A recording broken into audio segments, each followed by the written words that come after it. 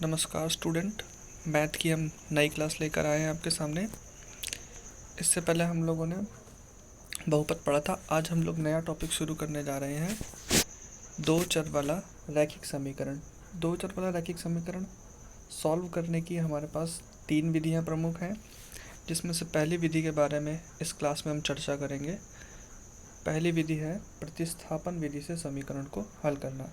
ठीक, एनसीईआरटी की ये प्रश्नावली 3.3 है और इसमें फर्स्ट पार्ट के जो 6 क्वेश्चन हैं उनको हम डिस्कस करेंगे। उसके बाद आपको एक छोटी सी वर्कशीट भी प्रोवाइड की जाएगी क्लास के लास्ट में, जिसे आप खुद से भी ट्राई करें और कमेंट करके बताएं कि आपको कितने क्वेश्चन आ गए हैं। ठीक, तो बढ़ते हैं हम लोग प्रतिस्थापन विधि से समीकरणों को हल करने की ओर। सबसे पहला सवाल जो है उसमें लिखा हुआ है, पहला समीकरण हमारा x प्लस वाई बराबर 14 और दूसरा है x minus Y is equal to 4। Equation दो समीकरण है। करना क्या है हमें, बहुत ही सिंपल है। किसी एक समीकरण से x या y का मान निकाल के दूसरे समीकरण में प्लेस करना है। जैसे यहाँ पर हमने समीकरण 2 की सहायता से, तो समीकरण 2 हमारा था x minus Y is equal to 4। हमने किया क्या है, यहाँ पर जो ये माइनस का y था इसको 4 के पास भेजा है तो ये प्लस का y हो गया है। तो x का मान यहाँ पर आ गया है y के पदों में। ठीक है, x का मान जब y के पदों में आ गया है तो हम क्या करेंगे, समीकरण 2 से जो x का मान प्राप्त हुआ है उसे समीकरण 1 में, याद रखें अगर 2 से आप मान निकाल रहे हैं तो 1 में रखेंगे और यदि अगर 1 से निकाल रहे हैं तो 2 में रखेंगे। ठीक है, तो समीकरण 2 से जो x का मान प्राप्त हुआ उसे हम 1 में रखने जा रहे हैं। समीकरण 1 हमारे पास क्या है, x plus Y is equal to 14।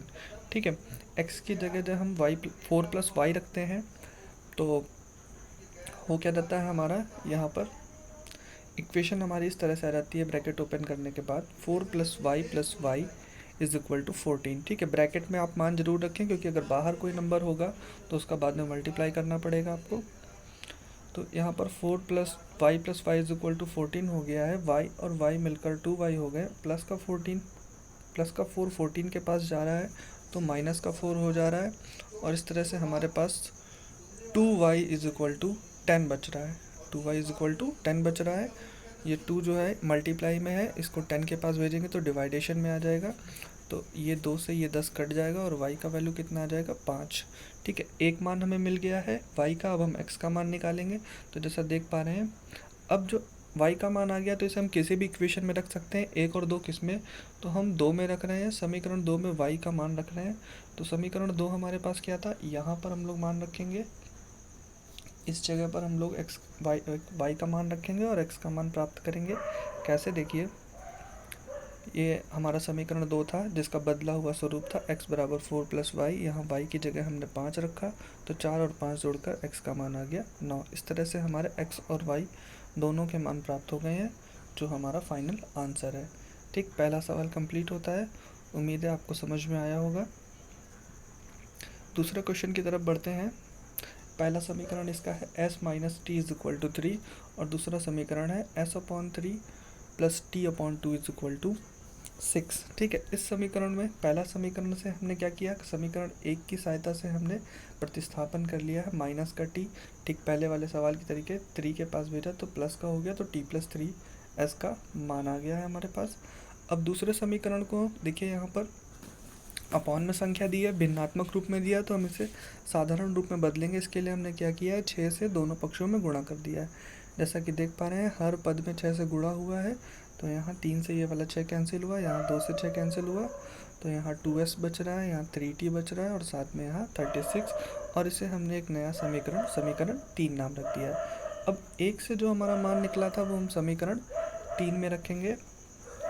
ठीक है, 3 में जब हम लोग मान रख रहे हैं तो हमारा समीकरण 3 जो था वो 2s प्लस 3t बराबर 36 आया था। और यहाँ पर देखिए ब्रैकेट लगा के हमने जब s की जगह t प्लस 3 रखा हुआ है तो हमारा इक्वेशन हो गया 2 ब्रैकेट में t plus 3 is equal to 36। ठीक, इस प्रकार से हमारा ब्रैकेट जब हमने ओपन किया तो 2 का मल्टीप्लाई t में भी होगा और 2 का मल्टीप्लाई 3 में भी होगा, तो 2t plus 6 plus 3t is equal to 36 हो गया। उसके बाद हमारा 2t और 3t ऐड कर दिया तो 5t आ गया और प्लस का 6, इसे हम जब 36 के पास भेजेंगे तो ये सब्ट्रैक्शन का 6 बन जाएगा, तो 5t इज इक्वल टू 30 बचेगा। और फिर उसी तरह से हमने क्या किया है कि यहाँ से ये जो 5 था उसको 30 के डिवाइड में भेजा, तो t की वैल्यू हमारी 6 आ गई।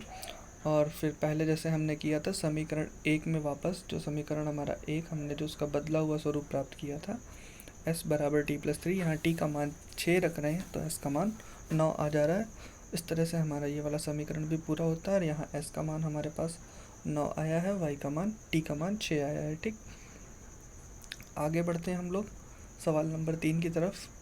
उसमें भी हमारे पास दो समीकरण है। पहला समीकरण है 3x minus Y is equal to 3 और दूसरा है 9y minus 3y is equal to 9। ठीक है, अब हमने क्या किया है, यहाँ से समीकरण 1 में हमने प्रतिस्थापन विधि लगाई है, तो यहाँ से हमने ये माइनस का y था इसको इधर बुला लिया तो प्लस का हो गया, साथ में ये 3 जो था इसको हमने y की जगह बुलाया, प्लस का 3 था इधर आया तो माइनस का हो गया, तो y इज इक्वल टू हमारा वैल्यू आ गया 3x माइनस 3।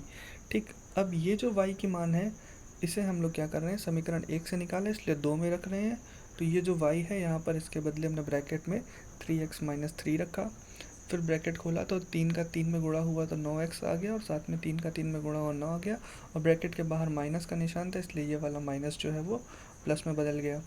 प्लस का 9x और माइनस का 9x कैंसिल हो गया, तो हमारा देखिए बच रहा है 9 बराबर 9। अगर इस तरह से हमारा जो चर हम ज्ञात कर रहे हैं यानी x और y अगर वही कट जाता है और दोनों पक्ष बराबर आते हैं तो हम कहेंगे समीकरण के अनंत हल हो सकते हैं, कई सारे मान हो सकते हैं। मान लीजिए अगर यहाँ पर 8 आता और यहाँ पर 9 आता, लेफ्ट हैंड साइड और राइट हैंड साइड इक्वल ना होते, तब हम कहते समीकरण का कोई हल संभव नहीं है, लेकिन यहाँ पर दोनों पक्ष बराबर आ रहे हैं इसलिए हम कहेंगे समीकरण के अनंत हल हो सकते हैं। तो बहुत ही आसान सा ये क्वेश्चन था। आगे बढ़ते हैं हम लोग चौथे क्वेश्चन की तरफ। चौथा क्वेश्चन डेसिमल फॉर्म में है। पहला समीकरण लिखा है 0.2x plus 0.3y is equal to 1.3, समीकरण 1 है। दूसरा है 0.4x plus 0.5y is equal to 2.3। अब देखिए यहाँ पर क्या है, जितने भी अंकीय मान लिखे हैं सब में एक एक अंक के बाद दशमलव है, तो इसे हटाने के लिए हम क्या करेंगे, दोनों समीकरण में 10 से गुणा करेंगे तो दोनों का दशमलव, जो तीनों पदों में दशमलव है वो तीनों पदों का दशमलव खत्म हो जाएगा, तो दोनों हमारे समीकरण जो है वो साधारण फॉर्म में हमारे पास आ जाएंगे। तो पहला समीकरण हमारा जो है वो हो जाएगा 2x प्लस 3y 13, सबका एक एक अंक का दशमलव खत्म हो गया। ठीक, इसी प्रकार से हमारा ये वाला समीकरण 4x plus 5y is equal to 23 बन जाएगा। अब हम लोग यहाँ पर समीकरण 1 से प्रतिस्थापन विधि का प्रयोग करके x का मान निकाल रहे हैं, जैसा कि आप देख पा रहे हैं। तो सबसे पहले यहाँ पर क्या था, 2x plus 3y is equal to 13 था, 3y को 13 के पास भेजा, सब्ट्रैक्शन का घटाने का हो गया और साथ में ये 2 जो था तो पूरे के अपॉन में ये 2 आ गया और x का मान आ गया ब्रैकेट में 13 माइनस 3y और टोटल के अपॉन में 2। ठीक है, अब हम क्या करेंगे, क्योंकि समीकरण 1 से हमने मान निकाला इसलिए हम इसको समीकरण 2 में रखेंगे। समीकरण 2 हमारा 4x प्लस 5y बराबर 23 था, तो x के बदले हमने ब्रैकेट सहित ये पूरा मान रखा हुआ है और फिर उसके बाद ये 2 अपॉन में पूरे के था इसलिए ये 4 इससे कैंसिल हो गया है, तो फिर हमारा बच रहा है 2 और ब्रैकेट में 13 माइनस 3y प्लस 5y और बराबर में 23। ठीक है, अब इस 2 का मल्टीप्लाई 13 में भी होगा और 2 का मल्टीप्लाई 3y में भी होगा, तो इस तरह से हमारा ये 26 आ गया, ये माइनस का 6y प्लस का 5y और बराबर में 23 लिखा हुआ है। ठीक है, प्लस का 6y और माइनस का 6y और प्लस का 5y प्लस माइनस का है घट जाएगा तो सिंगल y बचेगा, बड़ा हमारा 6y था इसलिए माइनस का y आया। ठीक है, फिर ये माइनस का y जब हम इक्वल के उधर भेजेंगे तो प्लस का हो जाएगा और 23 प्लस का इधर बुलाएंगे तो माइनस का हो जाएगा। ठीक, फिर 26 में से 23, 26 में जब 23 सब्ट्रैक्ट करेंगे तो y की वैल्यू हमारी आ जाएगी 3। y का वैल्यू हमारा, y का मान हमारा आ गया है। अब हम क्या करेंगे, इसे किसी भी समीकरण में रखेंगे, तो जो हमारा प्रतिस्थापन किया था वहीं पे हम इसका मान रख रहे हैं। y के बदले हमने यहाँ पर 3 रखा हुआ है, पहले मल्टीप्लाई करते हैं तो 9 आ जाएगा, 13 में से 9 सब्ट्रैक्ट करेंगे 4 और 4 को जब हम 2 से डिवाइड करेंगे तो x का मान हमारा कितना आ जाएगा, 2। तो इस तरह से हमारा x और y दोनों का मान प्राप्त हो गया, x बराबर 2 और y बराबर 3। ये क्वेश्चन भी कंप्लीट होता है। उम्मीद है आपको सारे क्वेश्चन अच्छे से समझ में आ रहे होंगे। यदि वीडियो अच्छी लग रही है, क्वेश्चन आपको अच्छे से समझ में आ रहे हैं तो इसे लाइक ज़रूर कर दें। इसके बाद हम 5वें क्वेश्चन की तरफ बढ़ते हैं। 5वां क्वेश्चन जो है वो रूट की फॉर्म में लिखा हुआ है। सबसे पहला समीकरण लिखा हुआ है 2√x plus 3√y is equal to 0। दूसरा समीकरण लिखा हुआ है √3x minus √8y is equal to 0। ठीक है, इसमें हमने क्या किया है, समीकरण 2 की सहायता से समीकरण 2 में हमने प्रतिस्थापन किया है।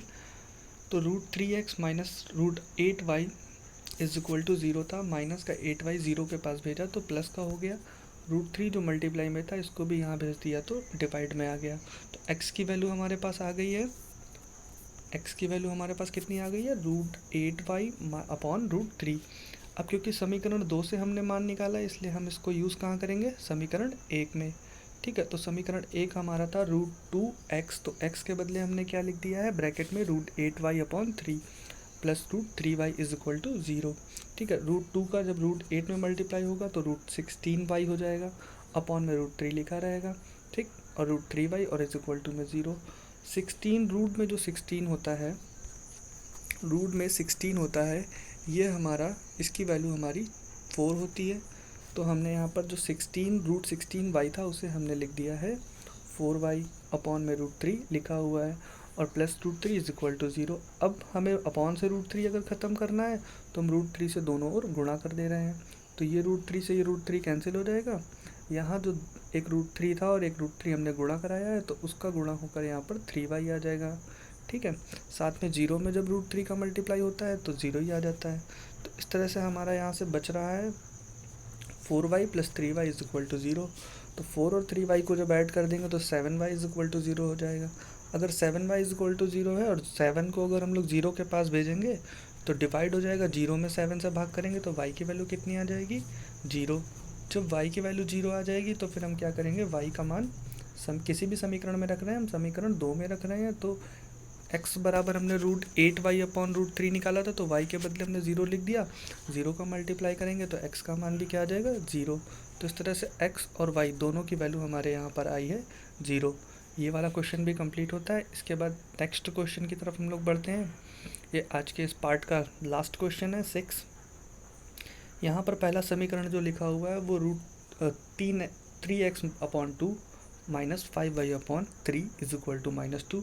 दूसरा समीकरण है x upon 3 plus y upon 2 is equal to 13/6। यहाँ पर हमने एलसीएम मेथड से करने की कोशिश की है। 2 और 3 का लासा हमने यहाँ 6 लिया है, और 3 का इस 3 में गुणा हो गया तो 9x आ गया, और 2 का इस 5 में गुणा हो गया तो 10y आ गया। उम्मीद है एलसीएम करना आपको आता होगा।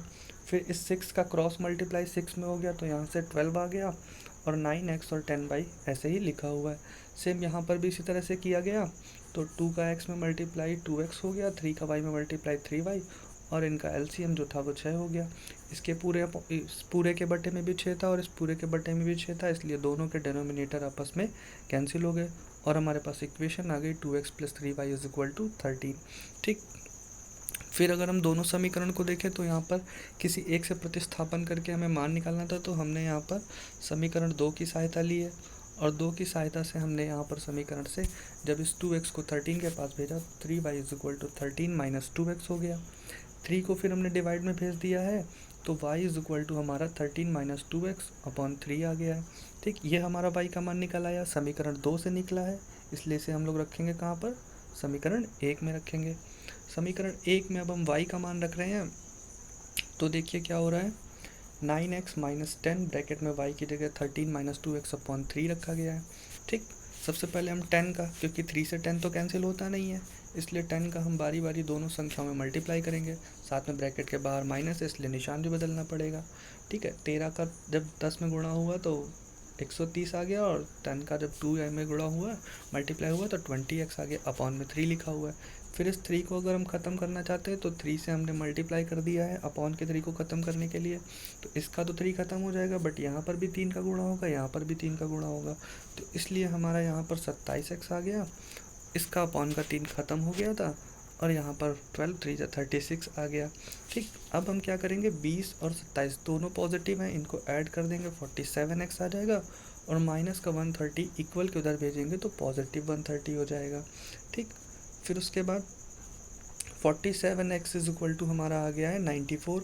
अगर 47 को हम 94 के पास भेजेंगे, मल्टीप्लाई में था, डिवाइड में, और 47 2 ज़ा 2 होता है, 94 होता है, इसलिए x की वैल्यू कितनी आ जाएगी, 2 आ जाएगी। x की वैल्यू आसानी से आ गई है। अब हम क्या करेंगे, x की वैल्यू कहीं पर भी रख सकते हैं, तो हमने जो प्रतिस्थापन किया था वहीं पे रखते हैं। तो x का मान जब समीकरण 2 में यानी यहाँ रख रहे हैं, तो फिर x के बदले यहाँ पर हमने 2 लिख दिया है। पहले मल्टीप्लाई करेंगे तो 4 आ जाएगा। फिर हम 13 में जब 4 सब्ट्रैक्ट करेंगे तो 9, और 9 को 3 से इजीली डिवाइड किया जा सकता है। तो यहाँ से y की वैल्यू कितनी आ गई, 3। ठीक है, y की वैल्यू 3 आ गई, तो x और y दोनों हमारे पास मान आ गए हैं। x का मान हमारे पास 2 है और y का मान हमारे पास 3 है। ये हमारा आंसर सिक्योर हो गया है। इस तरह से बाकी क्वेश्चन भी आप इन्हें दोबारा लगाएं, और साथ में कुछ ये 8 क्वेश्चन आपके लिए हैं, इन्हें आप ट्राई करें, देखें। उम्मीद है कि आपको ये आसानी से आ जाएंगे। ठीक है, तो इसके साथ हमारी वीडियो आज की कंप्लीट होती है। अगर आपको ये वीडियो अच्छी लगी है और अभी तक आपने लाइक नहीं किया तो इसे लाइक कर दें, साथ में इसे अपने दोस्तों के साथ शेयर करना ना भूलें। और अगर आप चैनल पर अभी नए हैं तो चैनल को सब्सक्राइब भी कर लें। थैंक यू, धन्यवाद।